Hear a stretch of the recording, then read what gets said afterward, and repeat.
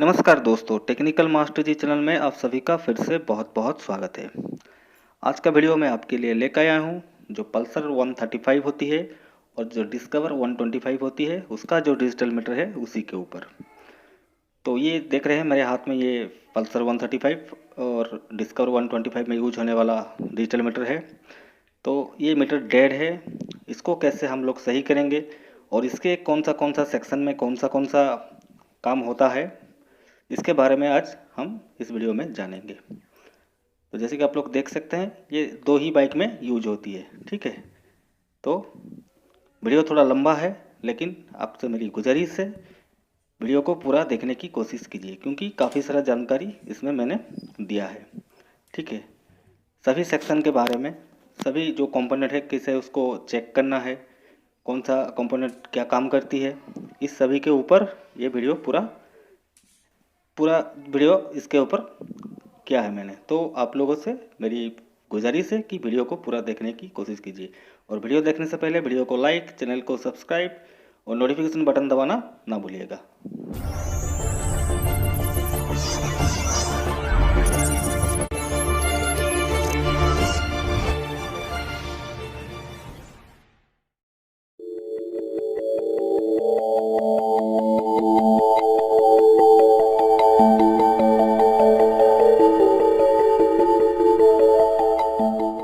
तो चलिए वीडियो शुरू करते हैं। तो ये रहा इसका पावर कॉन्फ़िगरेशन। मैं बताता चलूँगा, आपको पावर कॉन्फ़िगरेशन बारे में बताऊँगा वीडियो के बीच में। तो फिलहाल मैंने इसमें पावर कनेक्शन कर दिया है, मतलब अभी हम इसको पावर दे के टेस्ट करेंगे कि इसमें फॉल्ट क्या है, मतलब मीटर चल रही है या नहीं चल रही है या कुछ फंक्शन कर रही है, इसी के ऊपर हम देखेंगे। तो चलिए इसको पहले पावर देते हैं। लीजिए, इसमें मैंने पावर दे दिया है, लेकिन इसमें कुछ भी चीज़, मतलब जैसे कि डिस्प्ले हो गया, जैसे कि आरपीएम का जो नीडल हो गया, कोई काम नहीं कर रहा है, ठीक है। खाली जो पार्किंग का एलईडी है वो ग्लो कर रहा है, जैसे कि आप लोग देख सकते हैं। फिर से मैं पावर देता हूँ, आप लोग फिर से एक बार देख लीजिए। लीजिए, मैंने फिर से पावर इसमें दे दिया है, तो ये कुछ काम नहीं कर रहा है। तो लगभग हम कह सकते हैं कि मीटर फुल्ली डेड है। तो इसको कैसे सही करना है, तो इसके बारे में हम लोग पूरा डिटेल में जानेंगे। तो चलिए इसको पावर से पहले डिस्कनेक्ट करते हैं, उसके बाद इसका जो कवर है इसको ओपन करके फिर हम देखते हैं कि इसके अंदर पीसीबी का क्या प्रॉब्लम है और क्या क्या कंपोनेंट इसमें ख़राब है, किस वजह से ये काम नहीं कर रहा है, ठीक है। तो चलिए देख लेते हैं। तो ये मैं कवर खोल रहा हूँ और इसको जिस किसी ने भी बाइक से निकाला है थोड़ा ज़बरदस्ती किया है, इसलिए इसका जो दो लेग है जहाँ पर स्क्रू टाइट होता है वो टूट गया है। तो इसको ज़बरदस्ती ना निकालिए और आसानी से आराम से टाइम लेके उसको निकालिए, ठीक है। अब देख सकते हैं दोनों साइड में जो खांचा था इसका वो टूट गया है, ज़बरदस्ती करने से वो टूट जाएगा, जोर ज़बरदस्ती इसमें नहीं चलेगा। और यहाँ पर एक क्रैक भी है, शायद इसके अंदर से पानी अंदर गया होगा। तो चलिए हम लोग देखते हैं क्या परेशानी है इसमें।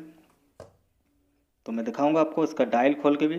कुछ लोग इसको डायल को खींच लेते हैं, जिसके वजह से इसका डायल बहुत पतला है, वो टूट जाता है। ये इसका साइड का व्यू है, आप देख सकते हैं। तो चलिए पहले इसका जो नीडल है, नीडल को खोल लेते हैं। और नीडल खोलने के लिए आप कोई भी ट्विज़र या कोई भी फ्लैट चीज़ का इस्तेमाल कर सकते हैं। और नीचे एक पेपर वगैरह रख लीजिए ताकि डिस्प्ले में कोई, मतलब डायल में कोई दाग ना आए, निशान ना रहे। तो ये दो नट्स है छोटे छोटे, इसको भी खोलना पड़ेगा, क्योंकि इस मीटर में काफ़ी सारा कंपोनेंट लगा रहता है, जैसे कि पल्सर के मीटर में लगा रहता है। ये शॉर्टकट से नहीं बना है, इसलिए इसको समझना बहुत ज़रूरी है सारी कंपोनेंट्स को, नहीं तो आप चाहेंगे फिर भी इसको समझ नहीं पाएंगे, ठीक है। तो गौर से अब देखिए। तो डायल को ऐसे ट्विस्ट करके जो खांचा साइड में है, खांचे में जब ये पहुंच जाएगा दो खांचा, तो उसको आसानी से आप निकाल सकते हैं। ये खुल गया है डायल। अभी यहाँ पर एक बोल्ट लगा है और बोल्ट में भी आप लोग देख सकते हैं कि इसमें थोड़ा रस्ट पकड़ लिया है इसमें। तो इससे मालूम पड़ता है कि हल्का कुछ पानी अंदर शायद ही गया होगा, क्योंकि सारे बोल्ट सही है, लेकिन ये जो बोल्ट है इसके ऊपर थोड़ा रस्ट लग गया है। तो इससे मालूम पड़ता है कि मॉइस्चर या पानी अंदर बना होगा, मतलब पानी अंदर गया होगा और उससे मॉइस्चर बना होगा, जिसके वजह से मीटर ख़राब शायद हुआ होगा। तो ये देख सकते हैं आप, यहाँ पर मैं आपको दिखाने की कोशिश कर रहा हूँ। ये है, ये रोस्ट है, ये देख सकते हैं हल्का रोस्ट इसमें लग गया है, मतलब जंक लग गया है। तो इससे मालूम पड़ता है कि पानी शायद अंदर गया होगा, उसके वजह से मॉइस्चर जो है वो पैदा हुआ होगा, मॉइस्चर की वजह से ये शायद ख़राब हुआ होगा। तो अभी मालूम नहीं पड़ेगा, पूरा पीसीबी को जब तक हम ना निकालें तो सही तरीके से मालूम करना मुश्किल है। लेकिन मीटर पूरा नया है, जैसे कि आप पीसीबी देख सकते हैं, थोड़ा बहुत पीसीबी दिखाई दे रहा है, ज़्यादा चली नहीं है ये बाइक। तो चलिए ये दूसरे नट को भी हम लोग खोल लेते हैं, उसके बाद हमको मालूम पड़ेगा कि इसमें परेशानी क्या है। और काफ़ी सारे लोगों की कमेंट आती है कि इस मीटर के बारे में डिटेल्स बताइए, तो मैं डिटेल बताने की कोशिश कर रहा हूँ। और आपसे फिर से मैं गुजारिश कर रहा हूँ, वीडियो को पूरा देखने की कोशिश कीजिए, स्किप मत कीजिए, नहीं तो जानकारी आधा अधूरा रह जाएगी। ठीक है, अगर फिर भी मन में कोई शंका है, डाउट है, आप बेझिझक मुझे कमेंट कर सकते हैं। हो सकता है थोड़ा बहुत टाइम मैं ले सकता हूँ कमेंट की रिप्लाई देने में, लेकिन रिप्लाई आपको ज़रूर मिलेगा। तो ये इसको हम लोग थोड़ा कंटिन्यूटी में डाल के मल्टीमीटर को टेस्ट कर लेंगे, क्योंकि पहले पावर देना सही नहीं होगा। फिर भी मैंने तो पावर दे चुका है, पहले दे चुका हूँ पावर। तो अगर कुछ ख़राब हुआ होगा तो और भी ख़राब हो सकता है, तो आप लोग ऐसा मत कीजिए, क्योंकि पावर ऐसी वगैरह अगर शॉर्ट हुआ होगा तो आप अगर पावर देते हैं उसमें तो बाकी जो कंपोनेंट है वो भी ख़राब हो सकता है। सॉरी। तो ये रहा इसका प्राइमरी सेक्शन, ये प्राइमरी पावर सप्लाई है। जैसे कि मैं बता रहा हूँ, आप गौर से सुनिए और ध्यान से देखिए। ठीक है, तीनों सेक्शन इसमें रहते हैं जिससे पावर बनती है। ठीक है, ये एक छोटा सा सेक्शन है, ये देख सकते हैं आप, ये सेकेंडरी सेक्शन है। प्राइमरी सेक्शन में बड़ी वाली आईसी लगी है, पावर आईसी, और सेकेंडरी में ये छोटी वाली लगी है। मैं पहले सेक्शन बता देता हूँ कौन सा सेक्शन है। ये प्राइमरी है, ये सेकेंडरी है। ठीक है, अभी ये देखिए, ये छोटा, हाँ, यहाँ से होता हुआ ये जो ट्रैक है ये सीधा आपके आईसी के इस तरफ, मतलब जो कंपोनेंट मैं अभी दिखा रहा हूँ उसी कंपोनेंट की तरफ इससे पावर मिलती है। ये आईसी के 80 लेग होते हैं, 80 लेग। पार साइड में आपको 20 लेग मिल जाएंगे। ठीक है, तो 20 लेग में से 40 लेग पावर के इस्तेमाल होते हैं, इनपुट के। ये रहा, ये सेकेंडरी जो पावर सप्लाई है, इससे पावर मिलती है ये सेक्शन को आईसी के। ठीक है, ये अगर फॉल्ट रहती है तो भी मीटर बंद हो जाएगी और आरपीएम भी काम नहीं करेगा। ठीक है, तो यहाँ से पावर यहाँ मिलती है, ये छोटे वाले आईसी से, पावर आईसी से। बड़े वाले से आपको इस साइड में, ये रहा डिस्प्ले का, ये डिस्प्ले का सेक्शन है। इस साइड का भी है, ये डिस्प्ले का सेक्शन है, दोनों साइड में डिस्प्ले का सेक्शन है। और जो लेफ्ट राइट में आईसी है ये आपका मेमोरी का है, ये छोटा वाला आईसी, जिससे आपका जो ओडोमीटर का, ट्रिप मीटर का जो डाटा है वो सेव होता है। ये डिस्प्ले का हो गया। ठीक है, यहाँ से वोल्टेज मिलती है यहाँ को। ठीक है, और यहाँ से भी वोल्टेज चारों तरफ मिलती है। ठीक है, और मोटर का सेक्शन रहा, ये वाला रहा मोटर का सेक्शन। ठीक है, और इसके साइड में भी मोटर का सेक्शन है। मोटर में 4 लेग होते हैं, 2 ऊपर जाने के लिए, 2 नीचे आने के लिए मोटर को पावर मिलती है। ठीक है, तो ये ऊपर जाने के लिए और ये नीचे आने के लिए। ठीक है, तो चलिए, आपको थोड़ा बहुत जानकारी हो गई होगी। अभी मैं आपको मेज़र करके दिखाऊंगा कैसे इसको मेज़र करना है। एक एक पावर सप्लाई को ये वाला आपका मेमोरी हो गया, ये वाला आपका मोटर का सेक्शन हो गया। ठीक है, और डिस्प्ले का सेक्शन भी वही है। ठीक है, तो चलिए मैं मेज़र करके आपको दिखा देता हूँ, क्योंकि आपको और भी आसान हो जाएगा समझने में। एक ही वीडियो में इतना सब चीज़ समझना मुश्किल है, इसके लिए मुझे एक एक सेक्शन का वीडियो अलग अलग बना के अपलोड करना पड़ेगा और उसमें थोड़ा टाइम लगेगा। तो आप लोग फ़िलहाल वीडियो देखते रहें और वीडियो को लाइक करते रहें। तो ये रहा जो फास्ट वाला पॉइंट में मैंने मीटर का टर्मिनल डाला है नेगेटिव, तो इसका नेगेटिव है वो। अगर शॉर्टेज होता तो ये दोनों लेग में बीप मारता, मतलब बजर का साउंड आता। ठीक है, यहाँ पर बजर का साउंड नहीं है, मतलब ये सही है। अभी हम पोलैरिटी उल्टा करके देखेंगे, क्योंकि ये एनपीएन भी हो सकता है, पीएनपी भी हो सकता है। अभी हम देखेंगे यहाँ पर हमको 500 के आसपास वोल्टेज मिलना चाहिए। ये देखिए, इसका जो रेजिस्टेंस बन रहा है 500 के आसपास, 500 के बीच में या आसपास, मतलब ये सही है। ठीक है, यहाँ पर भी हमको 500 के आसपास, 400 से ऊपर और 500 के आसपास वोल्टेज मिलना चाहिए। तो ये सही है। इसको चेक करने का तरीका यही है। एक बार पोलैरिटी में उल्टा करके चेक कीजिए, एक बार पोलैरिटी को सीधा करके, मतलब जो पॉजिटिव जो नेगेटिव है वो सीधा करके चेक कीजिए। ठीक है, ये सही हो गया, मतलब ये सही है, इसमें कुछ परेशानी नहीं है। अभी हम सेकेंडरी सेक्शन को जो वोल्टेज बनाती है, जो सेकेंडरी सेक्शन में रहती है पावर सप्लाई में, उसको चेक करेंगे। इसका एक लेग में आपको 500 मिलना चाहिए। ठीक है, ऑफ ग्रिड में, मतलब वोल्टेज ना दे के कंटिन्यूटी से, मतलब मीटर के कंटिन्यूटी में हमको रेजिस्टेंस एक लेग में 500 चाहिए। ठीक है,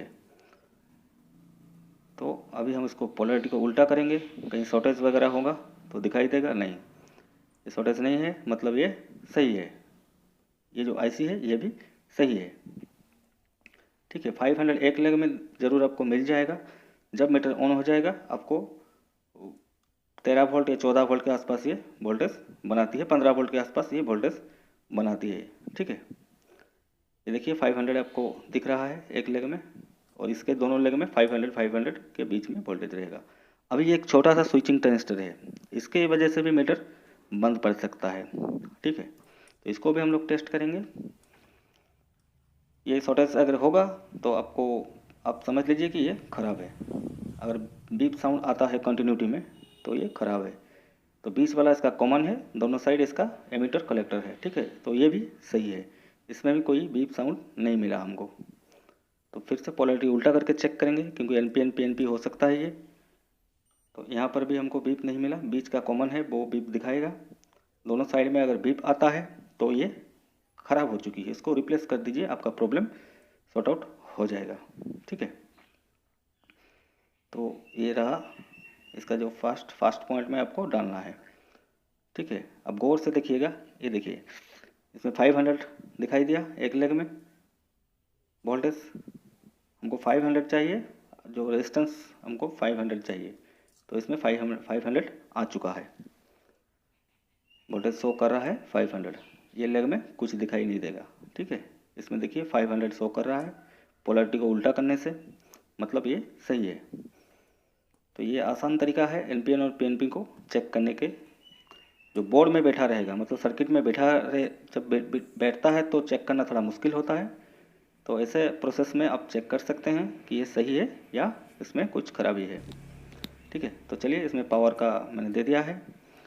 तो पावर के लिए आपका सीमेंट कलर रहेगा पॉजिटिव वोल्टेज 12 वोल्ट, और जो ब्लैक कलर है वो नेगेटिव वोल्टेज। ठीक है, और रेड कलर में आपका 15 वोल्ट जाएगा, एक में 12 वोल्ट, एक में 15 वोल्ट। ठीक है, दोनों फंक्शन करेगा। बाकी में 5 से 8 वोल्ट आप देख सकते हैं आप चाहे तो, क्योंकि कुछ भाई लोग डायरेक्ट 12 वोल्ट और 15 वोल्ट से ऑपरेट कर देते हैं, लेकिन ऐसा ऑपरेट करने से मीटर को झटका लगता है, वो ख़राब भी हो सकता है। तो जैसे बाइक में मीटर फिट होता है वैसा ही डिवाइस घर में आप बनाइए, वोल्टेज रेगुलेटर बनाइए। ठीक है, एसएमपीएस जो स्विचिंग मोड पावर सप्लाई होता है, जो कंप्यूटर में पावर सप्लाई लगता है, उसका इस्तेमाल कीजिए, उसमें आपको सारी वोल्टेज मिल जाएंगी, क्योंकि काफ़ी सारा टर्मिनल तार निकला हुआ है उससे। अब कोई भी वोल्टेज आप 15 वोल्ट, 20 वोल्ट, 5 वोल्ट, 10 वोल्ट उससे आप प्राप्त कर सकते हैं, आपको मिल सकता है। उससे आप चेक करेंगे तो मीटर में कोई खराबी नहीं रहेगी। ठीक है, डायरेक्ट वोल्टेज देने से एक चल तो जाएगा कुछ टाइम के लिए, लेकिन बाद में ये खराब भी हो सकता है। तो ये रहा इसका परेशानी, मैंने आपको चेक करके भी बता दिया। अगर मन में कोई डाउट है, फिर भी मैं बोल रहा हूँ, मन में कोई डाउट है तो आप मुझे ये मीटर को देख कर कौन सा कंपोनेंट आपको चेक करना नहीं, मतलब चेक नहीं कर पाए आप मुझे पूछिए, मैं बता दूंगा आपको। तो फिर से मैंने पावर देख कर आपको दिखा दिया, इसमें कोई हरकत नहीं हुई है। तो अभी हम लोग ऑनलाइन पे, मतलब पावर दे के ऑन ग्रिड पे हम चेक करेंगे। ठीक है,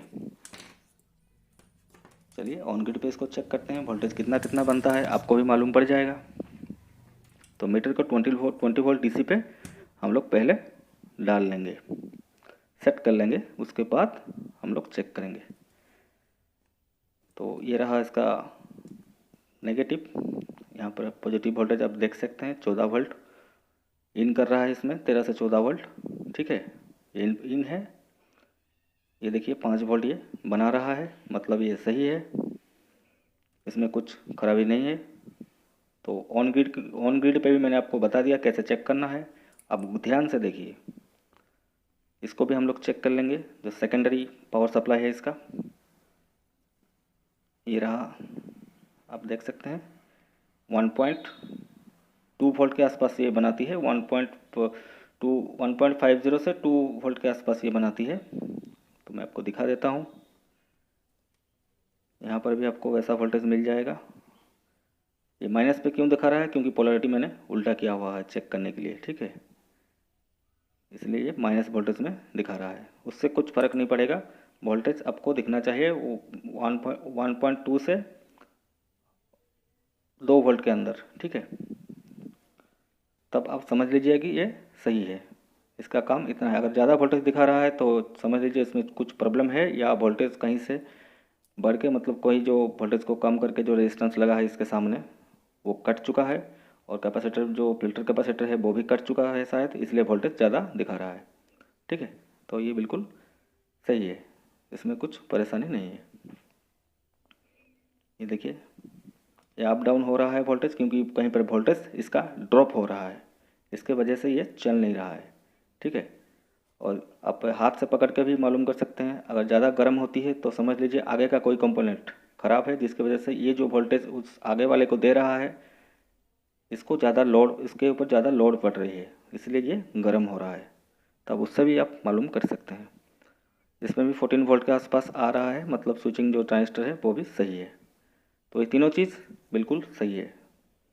तो आगे बढ़ते हैं, अभी आगे का सेक्शन देखेंगे। ये पावर सप्लाई का काम ख़त्म हो गया, पावर सप्लाई में कोई गड़बड़ी नहीं है। अभी प्रॉब्लम डायरेक्टली आपको मैं बताना चाहूँगा, प्रॉब्लम है आईसी के पास में। आईसी के जो लेग्स है उसके पास में जो कंपोनेंट है उसमें कोई चीज़ खराबी है, जिसके वजह से आईसी को वोल्टेज नहीं पहुंच रही है। इसके वजह से आईसी फंक्शन नहीं कर रही है। तो चलिए इसको मेज़र कर लेते हैं वोल्टेज। यहाँ पर फिल्टर कैपेसिटर लगे हैं, फिल्टर कैपेसिटर में आप लोग वोल्टेज चेक कर सकते हैं। यहाँ पर वोल्टेज नहीं मिल रही है हमको, ये सेक्शन में भी, ये डिस्प्ले का सेक्शन है। ठीक है, यहाँ पर वोल्टेज हमको नहीं मिल रही है, कहीं पर वोल्टेज ड्रॉप हो रही है, क्योंकि आईसी के चारों साइड में एक एक लेग में 4 से 5 वोल्ट का इनपुट रहता है। ठीक है, तो ये आईसी के ऊपर भी मैं वीडियो डालूँगा, क्योंकि इस वीडियो में अगर मैं बताता भी तो वीडियो 1.5-2 घंटा ऐसा ही हो जाता खाली आईसी के ऊपर। ठीक है, तो एक एक कंपोनेंट के बारे में मैं आपको डिटेल में एक एक वीडियो बना के दूंगा, लेकिन थोड़ा टाइम लगेगा। आराम से वीडियो बना के एक एक चीज़ समझा के आपको पूरा दिखा के उसका डायग्राम वगैरह लेआउट वगैरह मैं आपको दिखाऊंगा। देखिए ये एक लेग है, इसमें 5 वोल्ट इन कर रहा है, मतलब ये सेक्शन में वोल्टेज मिल रहा है। लेकिन जो स्विचिंग सेक्शन है उसी सेक्शन में प्रॉब्लम है, जो कि वोल्टेज उसको ना मिलने से वो बाकी जो फंक्शन है उसको बंद करके रखा हुआ है। ठीक है, जैसे ही वो सेक्शन आपका सही हो जाएगा, सारे जो फंक्शन है वो ऑटोमेटिकली आईसी के द्वारा ऑन हो जाएंगे। तो ये देख सकते हैं आप, यहाँ पर भी वोल्टेज 15 वोल्ट इन कर रहा है। यहाँ पर माइनस में है क्योंकि पोलैरिटी उल्टा है इसका, ये माइनस वोल्टेज दिखाएगा। ठीक है, तो यहाँ पर भी वोल्टेज आपको सही मिलेगा। चारों साइड में चारों फिल्टर कैपेसिटर लगे रहते हैं, दिखाऊंगा मैं कौन सा कैपेसिटर है। ये देखिए यहाँ पर छोटा सा कैपेसिटर है, यहाँ पर वोल्टेज पहुँच रहा है 15 वोल्ट। तो ये सेक्शन में हम देख लेंगे। यहाँ पर इनपुट वोल्टेज, हाँ यहाँ पर 14 वोल्ट मिल रहा है हमको। ठीक है, तो यहाँ पर भी कोई परेशानी नहीं है। बाकी दूसरी साइड में हम लोग देखेंगे, यहाँ पर थोड़ा देख लेते हैं। यहाँ पर, हाँ यहाँ पर 13 वोल्ट मिल रहा है माइनस में। ठीक है, क्योंकि ये आईसी माइनस वोल्टेज में काम करती है, आपको ये बात कोई नहीं बताएगा। ये माइनस वोल्टेज से काम करती है, पॉजिटिव इसका सीधा सीधा जाती है, माइनस से ये काम करती है, मतलब नेगेटिव वोल्टेज से ये काम करती है। ठीक है, अभी ये सेक्शन में हमको चेक करना है, क्योंकि यहाँ पर वोल्टेज हमको मिलना चाहिए। तो यहाँ पर देखिए वोल्टेज ड्रॉप हो रहा है, पहले दिखाया था, फिर ड्रॉप हो रहा है, फिर 2 वोल्ट के आसपास, फिर 3, फिर 12, ये देखिए अप डाउन हो रहा है वोल्टेज, यहाँ पर वोल्टेज हमको कांस्टेंट चाहिए। ठीक है, ये नीचे गिर रहा है वोल्टेज, यहाँ पर 15 वोल्ट सही दिखा रहा है, लेकिन इनपुट में आप देख सकते हैं इनपुट में वोल्टेज अब सही दिखाया, लेकिन कुछ देर बाद ये नीचे जा रहा है वोल्टेज। ठीक है, ये देखिए फिर से वोल्टेज ड्रॉप हो रहा है, ये देखिए यहाँ पर भी देखिए अब वोल्टेज ड्रॉप हो रहा है 9 वोल्ट के आसपास, क्योंकि यहाँ पर हमको 14 वोल्ट चाहिए। ठीक है, और 14 वोल्ट से ये 4 वोल्ट बना के आईसी के जो ये लेग है, चारों लेग जो मैं बताए थे, तो ये फर्स्ट लेग में वोल्टेज ये सप्लाई करता है। ठीक है, तो वोल्टेज यहाँ पर अप डाउन हो रही है, तो स्विचिंग नहीं हो पा रही है, ऑन नहीं हो पा रही है। तो इसको मैं आपको दिखाता हूँ कौन सा कंपोनेंट इसमें ख़राब है। वो छोटा सा कंपोनेंट है, लेकिन ज़्यादातर यही चीज़ प्रॉब्लम आती है। तो छोटा सा कंपोनेंट है, काफ़ी कम पैसा भी उसमें लगता है, कम कीमत का, मतलब उसका कॉस्ट भी काफ़ी कम है। ठीक है, उसके वजह से पूरा मीटर डेड पड़ जाता है। इतना छोटा कंपोनेंट लेकिन पूरा मीटर को डेड कर देता है वो। और जो सर्विस टेक्नीशियन है, कुछ सर्विस टेक्नीशियन है, कोई भाई लोग बहुत बढ़िया काम करते हैं, उनके बारे में नहीं बोलूँगा मैं। कुछ सर्विस टेक्नीशियन है, उनको मालूम नहीं है, उल्टा पुल्टा जोड़ जाड़ के जंपर वंपर मार के जो भी मीटर में सही होता है उसको भी वो लोग उड़ा देते हैं। ठीक है, तो ऐसा मत कीजिए, आता है तो ठीक है, नहीं आता है तो लौटा दीजिए, क्योंकि इसका कॉस्ट भी काफ़ी ज़्यादा है। 3000 3,500 के आसपास, 3000 3500 के आसपास इसका जो प्राइस है मार्केट में। ठीक है, तो चलिए, मैंने तो पकड़ लिया है कौन सा चीज़ है। अभी मैं आपको दिखाना चाहूँगा वो कौन सा कंपोनेंट है जिसके वजह से ये डेड हुआ है। तो चलिए, तो ये देखिए यहाँ पर 472 नाम का एक रजिस्टर है। 472 मतलब 4.7 किलो ओम्स। ठीक है, अगर जनरल रजिस्टर में आप इसका वैल्यू देखेंगे तो 4.7 किलो ओम्स का ये हाई वोल्टेज में यूज होती है। हाई वोल्टेज से ये लो वोल्टेज करके, बहुत लो वोल्टेज करके ये आईसी को छोड़ती है। जो 14 वोल्ट से पूरा लो करेगी आपको 0.5 0.6 के आसपास। ठीक है, तो यहाँ पर इसका ट्रैक है, आप देख सकते हैं, ये रहा। यहाँ से होता हुआ अब मैं आपको दिखाऊंगा कौन सा ट्रैक है। आप देखिए, यहाँ से होता हुआ ये यहाँ पर गया है, जो प्राइमरी पावर सप्लाई है उसके पास से, यहाँ पर रजिस्टर के थ्रू से बन के इसके लेग में सीधा, ये जो लेग है यहाँ से 14 वोल्ट लेके ये इसके थ्रू से यहाँ पर रिटर्न, अब देखिए मैं दिखा रहा हूँ, ये देखिए यहाँ से आया रजिस्टर के थ्रू, यहाँ से ये ट्रैक गया है नीचे होके यहाँ पर पहुँचा। यहाँ पर एक जो डॉट है, डॉट डॉट आपको दिखाई देगी, वो आर पार, मतलब इस पार भी उसका कनेक्शन है, सर्किट के नीचे के टाइप, नीचे की तरफ भी वो कनेक्शन है। तो यहाँ से होता हुआ ये सीधा यहाँ पर पहुँचा है। ठीक है, यहाँ से पहुँच के ये आईसी के लेग को वोल्टेज दे रही है फिल्टर कैपेसिटर के थ्रू। उसके आगे आपको छोटा एक फिल्टर कैपेसिटर भी दिखाई देगा। तो यहाँ तक वोल्टेज पहुँच रहा था, लेकिन उसके आगे जो हमको वोल्टेज चाहिए थी स्विचिंग के लिए, वो वोल्टेज इसको मिल नहीं रही थी। तो वो रजिस्टर को हम हटा के उसके जगह में हम जनरल रजिस्टर इस्तेमाल करेंगे। ठीक है, क्योंकि सभी भाइयों के पास शायद एसएमडी नहीं होगा, तो आप उसके जगह जनरल रजिस्टर भी इस्तेमाल कर सकते हैं। तो चलिए पहले उसको हटा लेते हैं। भैया थोड़ा लंबा रहेगा, आप लोगों को भी बोरिंग लग रहा होगा, मुझे भी तो मतलब थकान आ रही है, क्योंकि 30 मिनट तक मुझे बोलना पड़ेगा, नहीं तो आपको समझ में नहीं आएगा क्या हुआ है वीडियो में। तो फिर भी मैं आपसे गुजारिश करूँगा, आप पूरा वीडियो देखने की कोशिश कीजिए। तो ये रजिस्टर को मैं आपको दिखाना चाहूँगा, इसका नंबर, तो आप थोड़ा गौर कीजिए। ये रहा देखिए 472, देख सकते हैं आप। और इसमें कैसे पकड़ते हैं, आप बिना चेक किए भी इसको पकड़ सकते हैं। मैं आपको दिखाऊंगा क्या चीज़ आपको नोटिस करना है इसमें।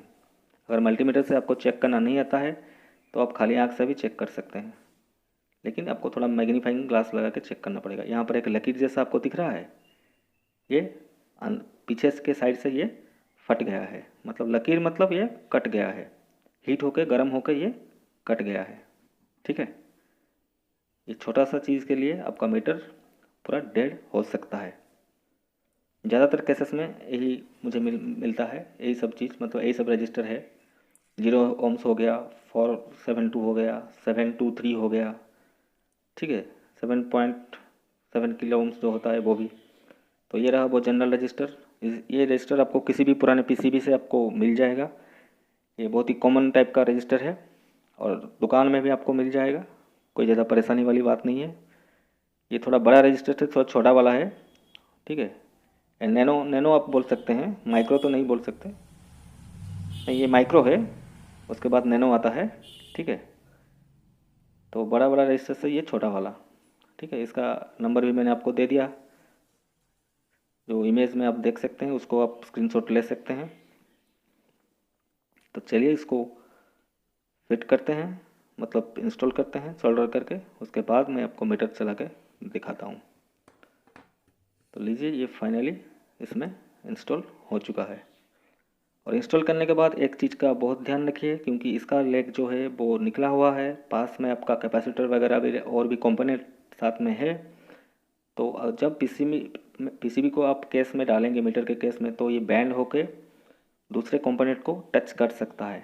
तो इसके लिए इसके नीचे कुछ इंसुलेशन वगैरह देने की बहुत ज़रूरत है, नहीं तो दूसरे कंपोनेंट फिर से कुछ ना कुछ ख़राब हो सकता है, ठीक है। क्योंकि बहुत तन जगह जगह बहुत कम रहती है इसके नीचे, ठीक है। तो ये देखिए थोड़ा उठा हुआ है, तो मैंने उठा के इसको रखा है, क्योंकि अगर दबा देता नीचे तो जो नीचे कंपोनेंट है इसके नीचे, उसके साथ ये मतलब जॉइंट हो सकता था, भिड़ सकता था। तो उसके वजह से दूसरा परेशानी हो सकता था। तो ये रहा टेप, थोड़ा अच्छा वाला टेप इस्तेमाल कीजिए, जिसमें कि जो ग्लू है, एडेसिव है, उसका थोड़ा ज़्यादा होगा, ताकि वो बैठा रहेगा, चिपका रहेगा। तो इसके नीचे हम लोग इसको पेस्ट कर देंगे। ये रहा, मैंने पेस्ट कर, हाँ, पूरा पेस्ट कीजिए इसको। अगर पेस्ट नहीं होता है तो ग्लू का इस्तेमाल भी कर सकते हैं, कोई परेशानी नहीं। अगर घर में कुछ ग्लू है, फेविक्विक मत दीजिए, फेविक्विक को छोड़ के ज़्यादा और कुछ है अगर, तब इस्तेमाल कर सकते हैं। फेविक्विक और जो पेपर में लगता है जो ग्लू, वो भी यूज़ ना कीजिए, क्योंकि उसमें पानी मिला होता है और पानी इलेक्ट्रॉनिक्स कंपोनेंट का दुश्मन होता है, ठीक है। तो घर में जो पेपर में यूज होता है उसको, जो ग्लू, उसका इस्तेमाल ना कीजिए और फेविक्विक का इस्तेमाल ना कीजिए। तो फाइनली ये हो गया है इसका, मतलब इसको हम लोगों ने इंस्टॉल कर दिया है, जो जनरल रजिस्टर है। अभी हम लोग इसमें थोड़ा चेक कर लेते हैं सॉरी, ये कंटिन्यूटी में आया कि नहीं। देखिए ये कंटिन्यूटी दिखा रहा है, मतलब इसमें ये परेशानी दूर हो चुकी है। अभी इसको टेस्ट करने की टाइम है, तो चलिए इसको पावर कोड लगा के इसको टेस्ट करेंगे। और जैसे मैंने पावर कोड आपको दिखाया था, जो पॉजिटिव नेगेटिव बोला था, और 13 वोल्ट 14-15 वोल्ट बोला था, हो सकता है आपके मीटर में वो दूसरा लेग में कोई हो। तो आप थोड़ा लगाने से पहले उसको चेक कर लीजिए, उसके बाद पावर देने की कोशिश कीजिए, नहीं तो उल्टा अगर रिवर्स पावर आप देते हैं तो मीटर जल भी सकता है, ठीक है। तो ये देखिए, ये फिट हो चुका है। थोड़ा इसको हिला के देखेंगे, मतलब कहीं पर लूज अगर होगा, कॉन्टैक्ट ठीक से हुआ है कि नहीं हुआ है। तो चलिए इसको हम लोग पावर देके उसको टेस्ट कर देते हैं कि ये ठीक से काम कर रहा है कि नहीं कर रहा है। तो थोड़ा रिफ्लेक्शन का प्रॉब्लम है लाइट का, तो मैं थोड़ा एडजस्ट करके मीटर को रख रहा हूँ ताकि आपको क्लियर दिख सके। थोड़ा परेशान कर रहा है ये, हाँ ठीक है। अब हाँ, इस साइड में ठीक है, अभी ठीक दिखाई दे रहा है, आपको ठीक दिखाई देगा। तो लीजिए, मैंने पावर दे दिया है, देख सकते हैं आप, डिस्प्ले पूरा ओके है, डिस्प्ले में डिजिट आ चुकी है। ये देखिए डिस्प्ले का डिजिट, पूरा डिस्प्ले में डिजिट दिखाई दे रही है। अभी मैं ट्रिप का दिखा दे रहा हूँ आपको। ये देखिए इसका ट्रिप का जो रीडिंग था वो भी ठीक तरह से दिखाई दे रही है, मतलब ट्रिप भी ठीक तरीके से काम कर रही है, और आपका जो किलोमीटर था वो भी। अभी एक चीज़ हमको देखना है, इसका जो निडिल है वो निडिल ठीक से काम कर रहा है कि नहीं कर रहा है। डिस्प्ले तो ठीक काम कर रहा है, लेकिन इसका निडिल हमको देखना पड़ेगा। तो चलिए, निडिल जब मैंने पावर दिया तो ये पीछे चला, ये निडिल पीछे घूम गया। तो फिर से मैं आपको हाथ में पकड़ के दिखा देता हूँ क्या परेशानी है इसमें। तो ये देखिए, ये नीडल जैसे इसमें कुछ गड़बड़ है वैसा ही ये हो रहा है, मतलब ऊपर नीचे ये अपने आप हो रहा है, मतलब सही ढंग से ये काम नहीं कर रहा है। ये देखिए, मैं फिर से आपको दिखा रहा हूँ, ये देखिए। तो डिस्प्ले का सेक्शन था इसका ओके हो गया, लेकिन ये नीडल का सेक्शन में प्रॉब्लम है। तो ये था पहला भाग में हम लोगों ने जाना कि डिस्प्ले को कैसे, मतलब मीटर को कैसे ऑन करना है, जो डेड मीटर था। और इसके जो दूसरा भाग है, दूसरा भाग में मैं आपको फिर से सारी जानकारी दूंगा। जो जानकारी आपको चाहिए मुझे कमेंट में ज़रूर बताइएगा, उस वीडियो में मैंने देने की पूरा कोशिश करूंगा। तो उसमें हम लोग नीडल के बारे में जानेंगे। तो वीडियो कैसा लगा मुझे कमेंट में ज़रूर बताइएगा, और जाने से पहले वीडियो को लाइक, चैनल को सब्सक्राइब करना ना भूलिएगा। आपसे फिर से मिलता हूँ मैं पार्ट 2 में और सारी जानकारी के साथ। उस टाइम के लिए आपसे विदा चाहता हूँ। नमस्ते।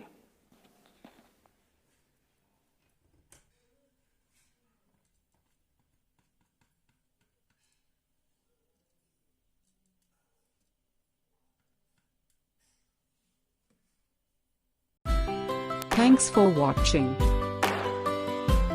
A like would be appreciated. And don't forget to subscribe.